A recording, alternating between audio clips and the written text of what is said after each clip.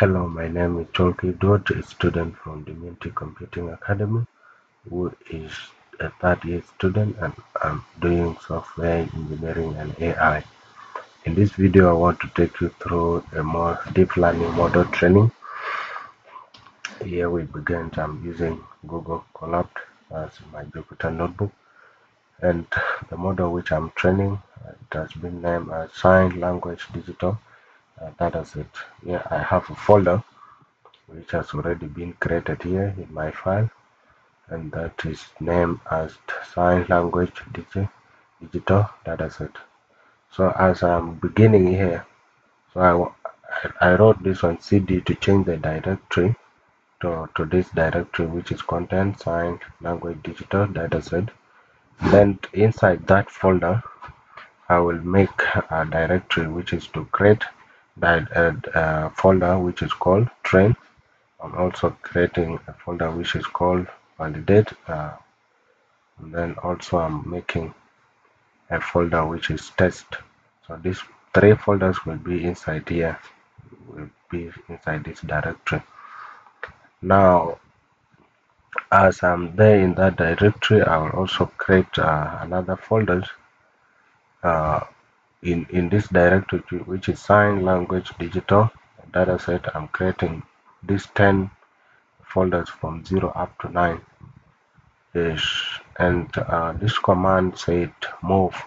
You move these all folders into a train folder.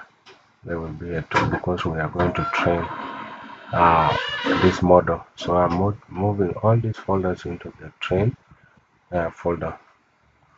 Now after that, you will change the directory. Change the directory to valid or to validate. And then make another 10 folders the same name, which is 0 up to 9, using those name as folders name.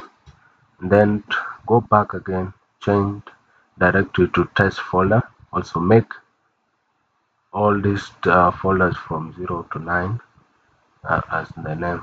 You are seeing the errors here because I've run it twice. It's supposed to be run one, and this error has no effect.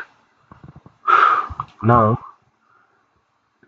here I want to make a loop, and this loop or this coding is not a Python code. This is a bash programming, which is Linux. So this is why it is said bash. So I'm telling this to compiler to know that I'm not running a Python code, and this is why I'm beginning here.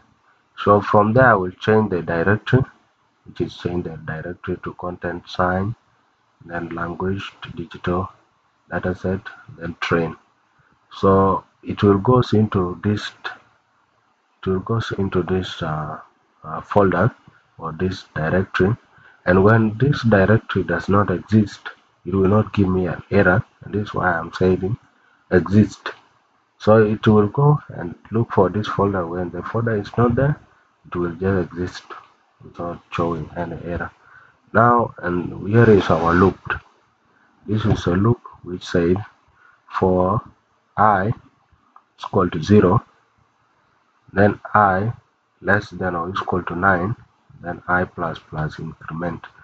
So the condition is from 0 to 9, and then when it has reached 9, uh, the loop will not go beyond uh, any digit which is greater than the 9. So it will be from 0 up to 9, which are the folders which I have. Then do, if this condition is satisfied, then create a variable which is equal to this location. Find, this is the location of the folders which are from 0 to 9. Then find the folder which is type F.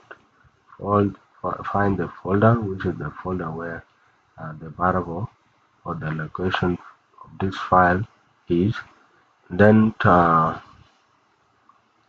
select randomly 30 what 30 images, because these all folders they are having images which I have already loaded inside. I loaded them manually, they are not here in the code, but I have folders, I have images in these folders.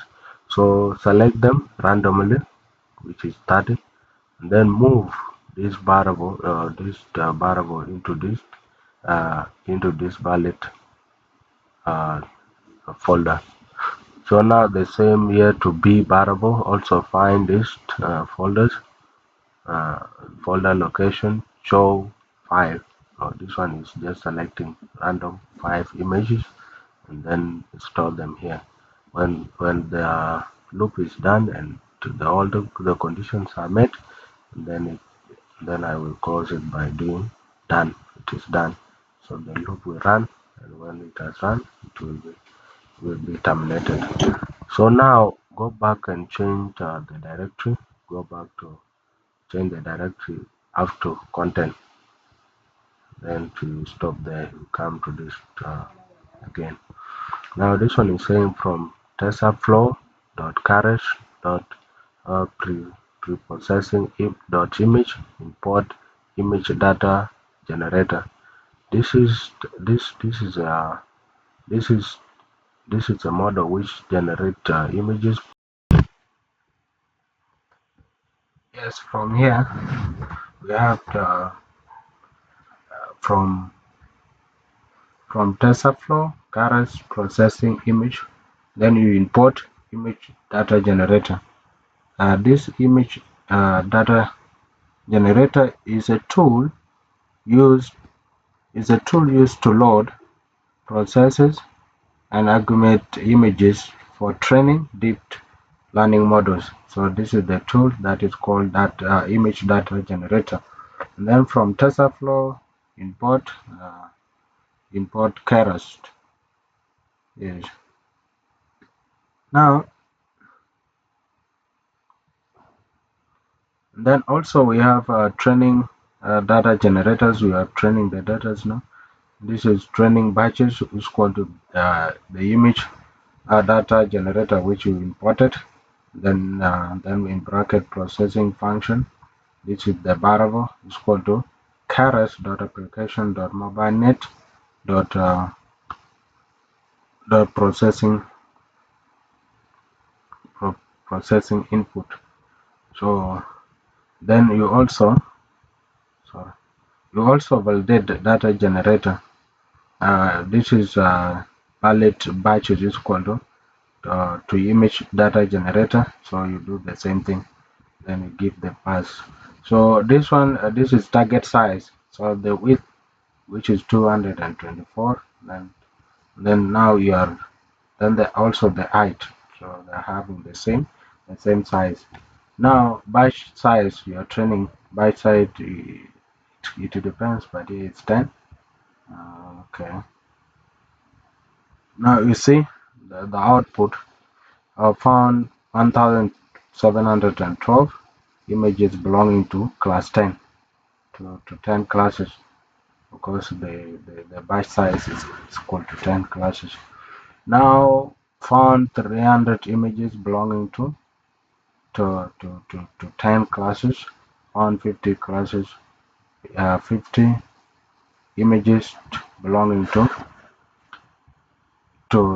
10 classes. Because you are testing, here is why they're showing 3. Training data generator, which is 1712 images. Validation data generator, which is 300. Then also you have that test data, the data generator, which is 50 images. So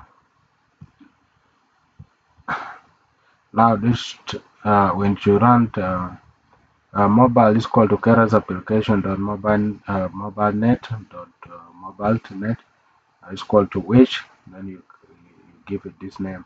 This load pre-trained image net, which then also to set this on to folder execute the final classification layer. Then these are the input. These are the size, the height, the of the image size, the height, the width. So and then you call this one to give you the summary. Now from here, from Tensor caret flow import models. Then from TensorFlow Keras layers import dense.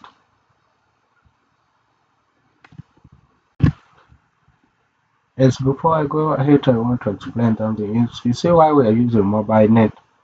MobileNet is a pre-trained convolutional neural network, which is CNN. So it was trained on a huge data set. So and it have millions of images. So this one is full of training. It have all the effects, all image effects. It was trained on a huge or a large data set to which have the features for the image that it was trained. And that's why I'm importing it from here so that we can have as a full. Then we also have something called this one, which is image ImageNet. So image which is called to ImageNet load ImageNet that were already trained on image net data. This so we are querying because this was already a pre-trained data. So and this ImageNet is having millions of images that are trained.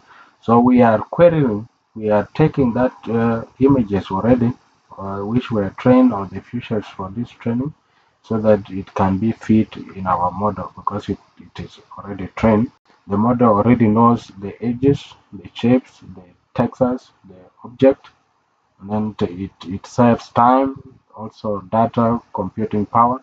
Already, in order to not to lose a lot of time and data, we take what has already been trained. So this image net has already been trained, and that's why I'm using it. Here we have from TensorFlow .keras import models. We are importing this model. This is used to build the final neural network, this model. Then we also import dense. This is a full connected layer used for classification, which is this one. And then to the global average pooling 2D reduces pictures mapped into a simple vector. So that is why I'm using all of this one. Then we have mobile. Mobile is equal to dot output. Check the output of your base model. This output is not prediction. It extracts features, patterns learned from images. So that is the use of mobile dot output, which is x. Then we also have x is equal to global average pooling data to x. So this means convert pictures mapped into a single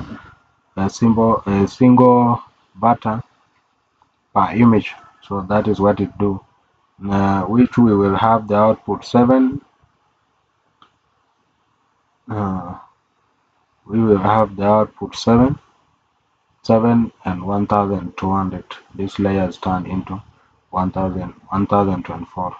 Reduces complexity and it also prevents overfitting.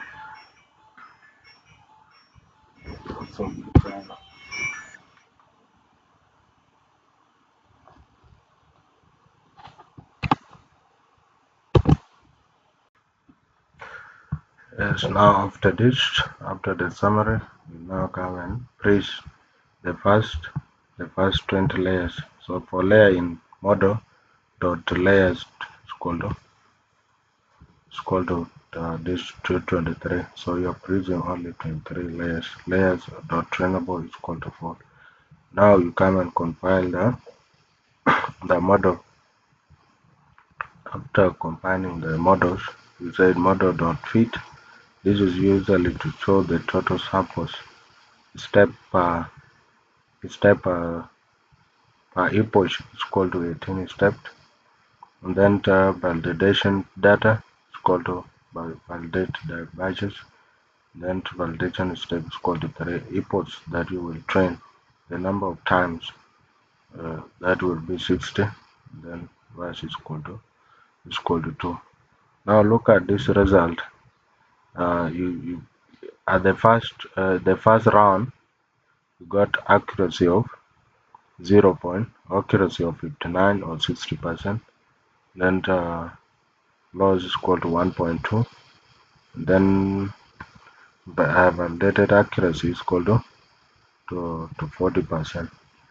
Now it goes like that. This has increased to 81%. It also to reduces to 0.6% the loss. Now step 3, it is 87%. The loss also reduced. You are seeing now the accuracy is increasing, the loss is reducing, and the accuracy is increasing. So these are the result up to is these are the result. This is how, look at this almost the last stage. You got 96 or 97%. 96 or 97%. This is the 59 EPO. Then the loss is reducing to 0.1%. So when you see this one, when you analyze this one, so EPO 1 out of 30, EPO 1 out of 60, which is the first one, you have number of batches processed, you add 18 batches per EPO. So only 18 are processed. So you get an accuracy of 59%, and then this show how models perform on training data, and then we got the loss, which is 1.2. So this training error, but it's lower, it is better. Then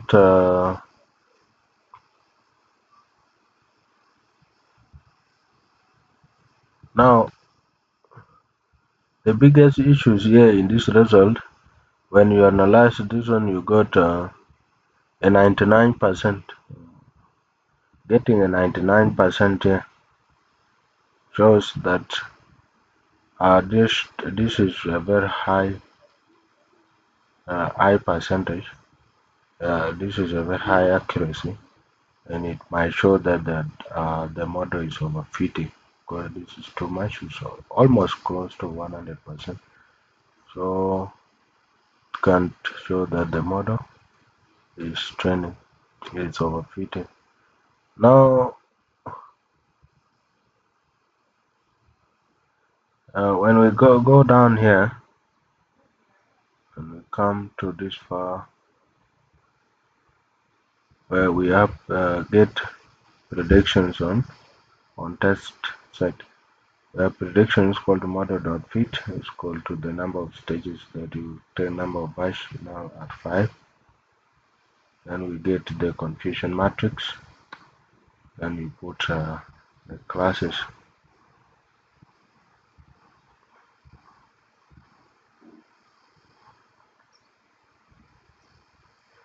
Now look at these classes, or this confusion matrix. In this confusion matrix, we have different actual values or actual classes. Then we have the columns, which are predicted classes, and then we have numbers, how many images, which is here, this one, how many images which go diagonal. So now most values are on. This is 5, 4, 5, 4, 5, 5, 5, 3, 5, and then 5 at the last. So the model is having a higher accuracy. Now from class 0, we have 5 out of 5, 5 out of 5 up to class 9. But when we look at class 1, look like 4 classes sometimes. Class 1 look like 4 classes at the same time. So when we want to get the accuracy of this one, you add 4 plus 5 plus 4 plus 5 plus, when you add all of this one, they will give you 46 out of 50. 46 out of 50 times 100%, you get 92%, which is a very strong model. It shows that the accuracy of the model is very good. So up to this far, this is how the model can predict on the confusion matrix, and also through the epoch, the number of steps through the training. Thank you so much, and I really appreciate your time for watching the video. My name is Choki Dot. Thank you so much.